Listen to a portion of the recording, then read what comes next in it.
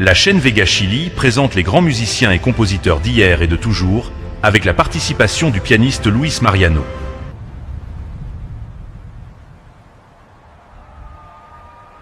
Bonjour à tous, je suis Luis Mariano, et c'est de ma belle Vina del Mar, au Chili, que je vous souhaite la bienvenue.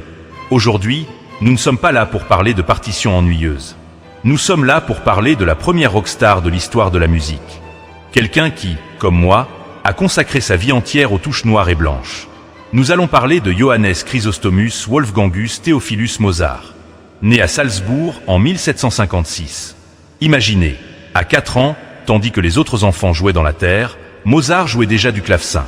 À 5 ans, il composait déjà ses premières œuvres. Son père, Léopold, réalisant qu'il tenait là une mine d'or, l'emmena dans une tournée épuisante à travers l'Europe. Il joua pour des empereurs, des rois et des papes. Il était au centre de l'attention du monde entier, un génie emprisonné dans un corps d'enfant. Mais grandir comme un enfant prodige est un piège. À l'âge adulte, Mozart se rebella. Il quitta sa ville natale de Salzbourg pour s'installer à Vienne, capitale de la musique, comme compositeur indépendant. Un pari risqué pour l'époque. C'est là qu'il créa ses plus grands chefs-d'œuvre, les Noces de Figaro, Don Giovanni et la Flûte enchantée. Mozart ne se contenta pas d'écrire de la musique. Il défia les conventions, créant des mélodies inoubliables. Il était le roi incontesté de la musique populaire au XVIIIe siècle. Mais le génie a un prix. Il dépensait plus qu'il ne gagnait, aimait la vie nocturne, les jeux et le luxe. Sa santé commença à se détériorer rapidement tandis qu'il composait secrètement, dans des circonstances étranges, son propre requiem. Il mourut à seulement 35 ans, dans une misère noire, et fut enterré dans une fosse commune. Une vie courte, chaotique, mais d'une beauté éternelle.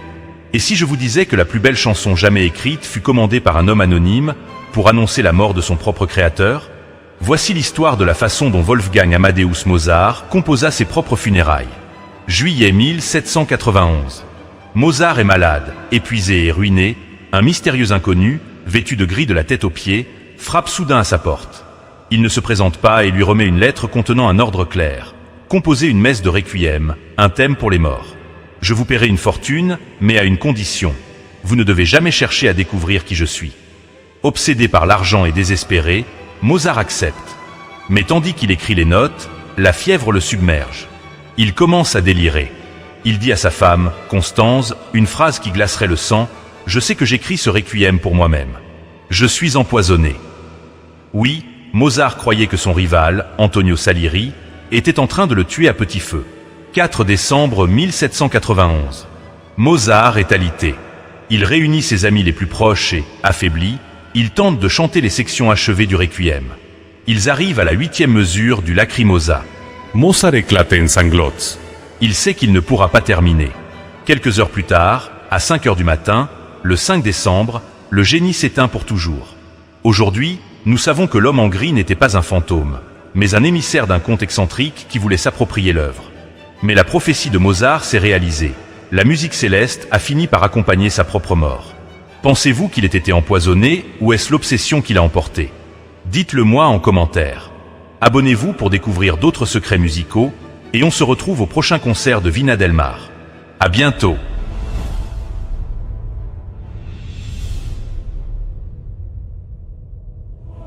La chaîne Vega Chili a présenté de grands musiciens et compositeurs d'hier et de toujours, avec la participation du pianiste Luis Mariano.